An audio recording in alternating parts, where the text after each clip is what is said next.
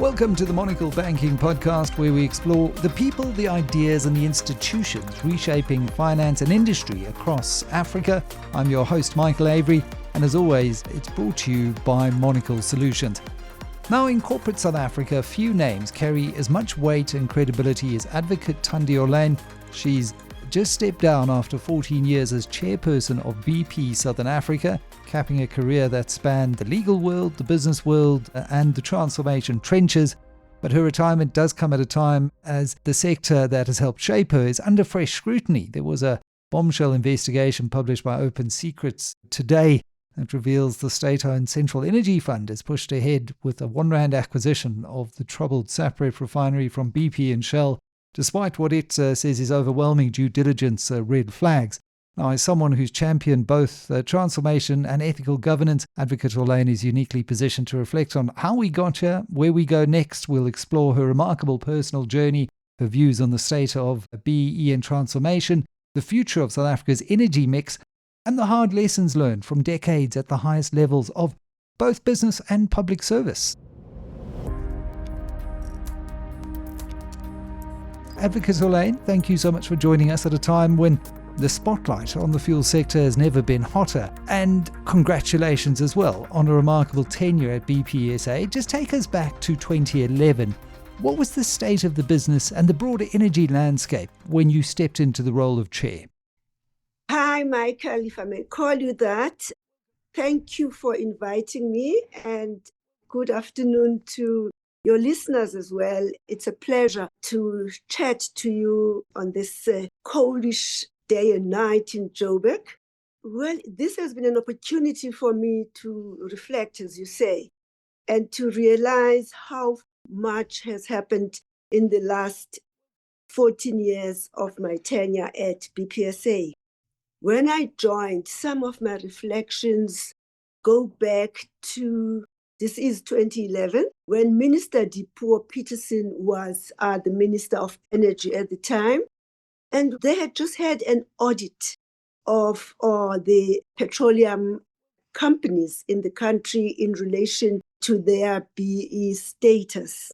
So it was a rude awakening for me to look at the companies across the board and realize how much we had to do if we wanted really to transform the industry. That was the one element. The second one related to the fact that everybody was talking about renewable energy, the energy transition, and that at the time we were looking forward to a clean fuels energy that had been announced that it would come into stream in 2017. And we did reach 2017, and it didn't, as at that time, government had decided it had different priorities, and you will recall, turned around and was looking at nuclear energy. So those are the major issues that I have been reflecting on as I retire from BPSA. And those are big issues. They are issues that are still set to shape the future of South Africa, our energy mix as we await the updated IRP. And when you look back on that period, and given what's happened over that period, Komati, I think, has become a symbol of South Africa's difficult just transition. We've wanted to move away from an aging coal fleet to renewable power, in some areas to mixed success. How do we balance decarbonisation imperatives with the socio-economic realities of coal towns and communities? Fascinating question, Michael. When I joined BPSA, I was joining a group that, as you know, had come through the Mexico disaster, the Gulf of Mexico disaster, and had been kind of reshaping and rebalancing itself. So I had the opportunity to look both in South Africa and globally, and that really helped me with my perspectives around the just energy transition. And at the time, and now what has happened since then, is that in a way, if one looks at what's happened in Europe and what has happened in Africa, that we may have been premature in our determination of how quickly that would happen. There was a lot of pressure to get rid of our coal mines. And if one looks at what happened in respect of the war in Ukraine with Russia, one realizes that there was a demand for coal actually in Europe when that happened. And so one has got to be very pragmatic as you look at the changes that we need. The energy mix, as now we know, is necessary. How do we then balance that to meet the climate change issues? I think that is what is every country, every continent is grappling with at the moment. And I believe in South Africa, we have had, as you know, the extra burden that was the Eskom saga, which led us to long-term dark periods. And so it also gave us a pause as to how we can deal with a proper energy mix in the country. I think it's a great departure point because in the discourse, what I'm hearing more and more of now is the energy trilemma, which refers to the challenge of balancing the three key, often conflicting priorities in energy policy. So, on the one hand, you've got energy security. On the other point of the triangle or trilemma, you've got affordability. And on the third point, you've got environmental sustainability. And one has to balance all of those issues. And you can't pursue one at the neglect of the other. It's almost got to be all three simultaneously. Are we getting that mix right? And what are your thoughts on oil and gas and the role that they have to play in South Africa's energy mix? Yeah, it's a journey. It's a real conundrum, but I believe that we will make mistakes, but we have to forge ahead. So that is my broad view on it. Talking about the oil and gas, and you look at your introductory statement relating to the sale of the refinery to SAPRE.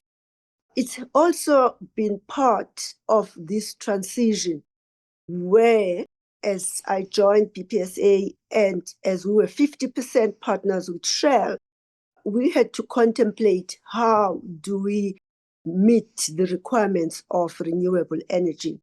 And we invested quite a lot in that. But the world overtook us insofar as places like the Middle East, China were building new refineries. And so we had to make some business decisions around that. However, what was the more critical issue was the increase in the import part of the mix in terms of the oil and energy sector.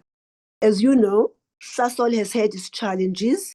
We have Engen selling their stake and also closing their own refinery. So in the country, we only at the moment have the refinery in the Western Cape, which is Astron. So it's a difficult one to say whether we've been able to meet the mix. But I think between the regulatory environment as well as the sector, we are trying to continuously find ways to make sure that there is security of supply. How it's important between the local refining as well as the import model. And getting that balance right again. And I can't not ask, Open Secrets has just published that searing expose about the Central Energy Fund's acquisition of SAPRE. For someone who's led one of the sellers in that transaction in BPSA, what's your response to the claims that BP and Shell have essentially walked away from billions in liabilities, leaving the South African taxpayer to foot the bill? I haven't read the report, and I'm looking forward to reading that report. So it's difficult to comment on the contents of the report itself until I've read it. Safe to say that when you are doing deals, it's not unusual in the business environment to sell something because you have the liabilities as well as the asset and the value of the asset. So there's a lot of balancing acts in relation to the agreements that you enter into in relation to how you reach a number that is acceptable to everybody. I don't believe that it was an unfair agreement with SAPRE. How the people review it would need to engage with what was the purpose for SAPRE and what was the purpose for BP and Shell. If we look at our broader strategy, we've got the South African National Petroleum Company that's now officially launched. It looks like something in the vein of a Petrobras that we've seen in Brazil, or Sonangol, national oil and gas champion. We're seeing this renewed push for a state-led integrated oil company. In your view, what are the chances that this succeeds where Petro SA stumbled? It's going to be very critical. In a mixed economy and in a stated position of the South African government to participate, to make sure that the transformation is driven from different perspectives, including from a government perspective. It's important to make sure that decisions are taken deliberately with intent, and that going forward, they must define their vision. How do they play as government or state-owned enterprise, and how they work together with the private sector? I've been on the IDC board for the last 10 years. And one of the things that has taught me is that if you are playing in the economic environment and in a developmental state, you've got to work hand in hand between state-owned enterprises and the private sector. I cannot tell you whether they'll be successful or not, because it depends on how they define their role, how they stick to their purpose, and therefore make sure that they execute accordingly. We will be here to help them if they so need our help.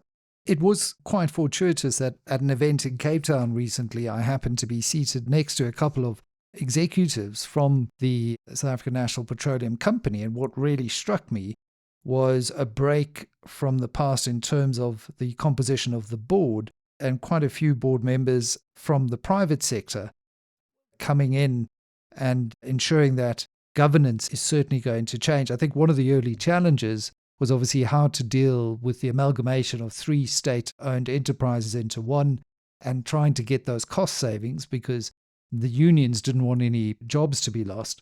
But it seemed to be that after 12 months, there was an agreement that there would be no jobs lost immediately, but after 12 months, there would be a review, which is difficult to talk about in a country where unemployment is so high. But commercially, it certainly sounded like the right sort of approach if you're going to run a state-owned petroleum company along hard-nosed commercial principles, which is really the only way it should be run if it were to succeed. I guess the jury might be out on whether or not it can remain free of corruption. We've seen other large national state-owned oil and gas companies in other countries, particularly in Brazil, with, Operation Car Park or something like that. Corruption does tend to follow where there is so much money at stake. Given your legal and governance background, what should the board be doing right now to avoid the governance failures of its predecessors? I think you've touched the nub of some of our challenges in South Africa. We've spoken about the years that led to the Zondo Commission and the report and what came out of that. We haven't escaped from the stigma of corruption, and there's still a lot of indication that it lingers on heavily in this country. And I've seen the board members, some of them I've met, I know, and it's a fresh, young, vibrant board. So I'm hoping that they will break away from the accusations that these are the same old people, and that it's a good mix of the people with experience and in the industry and those who come from other industries but with enough experience to bring that freshness. In terms of the governance, they've got to be very clear. Some of the things I advise people, having been in all sides, is that don't get entangled in conflict of interest accusations. Where you must be clear in your policy is that there's no issue about recusing yourselves if it impacts on you, because that is very difficult to manage. The moment you know you are coming here to serve, that your purpose is to serve and not to look at opportunities, then you start clearing your own mind in terms of how you manage conflicts of interest. The second issue that is very critical is to have a long-term view. Quick turnaround strategies do entangle the strategic intents of boards. And my experience in the last 20 years has taught me that. Thirdly, as a board, don't only employ people, because this is the things that South Africa always talks about, who are capable, but employ people you are going to support. You make sure that you continue to give credibility to the organization. There's nothing as worse as the public losing trust and credibility on you as a board and as a company. I think excellent insights into what is going to be a real Herculean challenge to turn things around, but we certainly wish them every success because it can be hugely positive for the economy and be a catalytic driver for economic growth. And I think we can all agree, Thandi, that economic growth is what South Africa needs beyond anything else. We need more people in employment, more people with hope for a better and more prosperous future, more taxpayers, and government can then spend more on the areas that we so desperately need in healthcare, in policing and social services. I want to turn now to transformation and the debate that seems to have opened up. And we have Donald Trump in the White House with particularly strident views on South Africa. We saw him in that White House meeting with the president and president's ministers and members of COSATU. But under your leadership, BPSA made real strides when it came to transformation. I think 65% of BP franchises are now black-owned. Notable transactions like Wasa in East London, yet many critics still say BEE has become elite-driven. What are your views on BEE, and how do you square your success with the broader national dialogue of discontent that has emerged? I like these throwaways about elitism, about people with connections, and people, when you start engaging with them and asking them deeply, what do you mean by that? And who is supposed to fill these positions? And I never get an answer. So I tend to ignore those kind of throwaways. In whichever company, whichever organization I'm with, I look at where we are and where we want to go. First thing, take risks with young people. But when you take risks, you don't throw them into the deep end. You give them the tools, you give them the support, you work with them, and you make sure that there's less chances of failure. I'm not saying that people don't make mistakes, people don't fail, but you brush yourself up and you continue. So in the last period that I've been involved and talking about BP, I'm proud to say that we've been able to do that. You pick your jockeys, as it were, and you support them and you work with them. And then you see the results. I spoke to you earlier on about the audit that had been done on BEE by the Department of Energy at the time. And our statistics were appalling, I must say, as BP. And we did have at the time a black male CEO, Sipho Maseko, and he left soon thereafter. So it left me with a quandary in that, thinking that we had started on this journey, one had to go back to the drawing board. And I'm proud to say that we were able to get a black CEO. Priscilla Mabelane joined us in 2011 as a CFO, and we worked with her until she was CEO. And then she left because opportunities were now open to her. But we were able to appoint the present CEO, Taelo Mujapilo, who also, together with the team, have worked tirelessly to make sure we can be proud of the strides that we have made collectively and over the time that I've been at BP, to stand up and say, with patience, with support, there's a lot of talent in South Africa. We can see people going outside the country, getting amazing positions, regardless of race and gender. And so we are just not seeing what is in front of us in most instances. So there are a lot of things to unpack there. Maybe let's just start with the way BE has sadly been weaponized for corrupt procurement. When we look through the Zondo Commission and the R1 billion that was spent on that, one of the Commission's most serious findings was that the BE criteria were often used in procurement process to justify corrupt contracts and to favor politically connected individuals or entities, rather than advancing transformation. And so I think we can all agree that South African society needs to transform, or I like to use the word normalize, because it was so abnormal for so long under apartheid. But the policy, while well intended, has been used as a fig leaf for corrupt procurement. So if we're to continue with the policy, how do we remove the corruption from it? How do we remove the middlemen that don't add value, that are just seen as connectors and adding a fee on, which is effectively a tax for very little real economic transformation and value added in the South African economy? Michael, this is so critical in terms of us transforming this country. This corruption is identified and, as you say, weaponized. I always say it's seen as if its face is black, and it is not. Because the same companies that one would define as white companies, if one has to use these kind of very racialized terms, are the ones who would do the work for the middlemen. And we've seen it in Transnet, we've seen it in Eskom. And so it's very important that we become very frank on this conversation. I'm hoping that we can open up that can of worms and say, who are the enablers, particularly in terms of procurement? You know, if I get, as a Black woman, because I can give BEE points, I get a contract that I cannot deliver on, who am I going to go to deliver on that contract? You know, because I can't do anything. And we know these things happen, but people are scared to take this into the public discourse. So that is the one element for me. And then the second element relates to the enablers within those companies.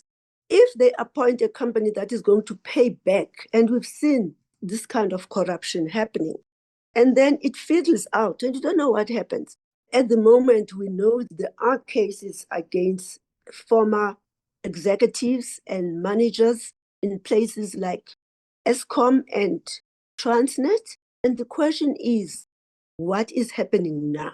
We have had those cases, and we've got to say, what is happening? Can we stand up and say, all that happened during the years of the Zondo Commission, has that been cleaned up? I cannot stand here and guarantee that it's been cleared. And so those are my personal concerns. I'm speaking in my personal capacity, that we have to really be very clear about why this corruption persists. And it is put in as falling under BEE. It's not about BEE. It's about people, whether black or white, who want to enrich themselves. Absolutely. And I think in the Zondo Commission, fronting was one of the issues that was revealed, the fact that the fronting was happening at Transnet and Eskom and other places as well. And this conflict between transformation and value for money under, I think, Section 217 of the Constitution sowed a bit of confusion. But really, I mean, there is just, I think, a need for reform and for clarity. The Zondo Commission didn't reject BEE as a policy, but it did expose how it was hijacked by those corrupt actors, both black, white, Indian, colored, doesn't matter. I think that kind of loses the nub of the debate. The debate that I think we should be having, Advocate, is how can we better articulate and structure the policy to ensure that we try and provide greater oversight to root out those corrupt actors, because they'll always be there across the racial spectrum in South Africa, and they undermine the broader need and project for normalization of South African society. And there can be no successful South Africa unless we create an inclusive society where everyone feels like they have an economic stake in it. So I think there is no more important debate to be had in South Africa as to how we get there and how we root out the bad actors. But as we're coming to the end of our conversation, I've got to ask you, I mean, you were the first black woman in Mabagha to qualify as a lawyer. Did you ever imagine that you'd go on to shape boardrooms of companies like De Beers and Toyota and Impala Platinum and BP Southern Africa? As you reflect on your journey, what have been your highlights and your lowlights? I can tell you, I come from New Brighton, where a lot of people whose names are out in the public space, we grew up together, we played together. But I never imagined that, firstly, I would be in Joburg doing the kind of work that I've done. When I decided to be a lawyer way back at Fort Hare University, I knew my purpose, but that was within the legal space, constitutionalism, human rights, and I did practice until post-95. And then I realized that we had attained political democracy, but what was lacking was the economic transition. And correctly so, not part of the discourse in all the engagement from Lusaka to Codesa, the release of all the people who were in jail, as well as the unbanning of the political parties. It was all about voting for everybody. It could have been a notion in people's minds about the economic emancipation, but it was not planned. So for me, it was, I can tell you that it was post the CCMA years that I realized that I couldn't stay as a strict lawyer, but I needed to straddle the economic environment. So when I look back, I believe that I made the right decision for me personally. I believe that there's a lot of work that still needs to take place to transform the economic landscape in this country. I make no apology about making sure that we can transform the economic environment and be inclusive of Black women, of Black people and women generally. And therefore, it's a continuing engagement and continuing work that the young people must recognize and get engaged in it. Michael, it's just such an interesting space. I'm not feeling depressed at all. I'm feeling very positive about this country. And as I retire slowly from active work, there's still lots of things that I'm planning to do, which won't necessarily be in the public space, but supporting the up-and-coming young people to make sure that we leave a legacy in this country. Oh, that is fantastic to hear, because I'm sure someone like you you're not the personality type to go on gardening leave and just hang it all up. And you've got so much wisdom and experience to pass on to the next generation. Mentorship, I think, is something, certainly as elder statesmen and women in South Africa, we have to give back as we start to reflect back on our careers and the ongoing project of trying to normalize South African society. Advocate Thandi Orleyn, thank you very much. A most illuminating conversation with you here on the Monocle Banking Podcast. Thanks so much for your time. Thanks, Michael. It's been great to chat to you. Well, as the country reimagines its energy future, as we grapple with inequality and we refine our transformation toolkit, voices like Thandi Orleyn's, grounded in law, in ethics and lived experience, I think are more vital than ever. From all of us at the Monocle Banking Podcast, thank you for listening. Remember, if you've enjoyed the episode, be sure to subscribe, share, and join us next time as we continue to profile the change makers driving Africa's financial evolution. I'm Michael Avery. Until next time.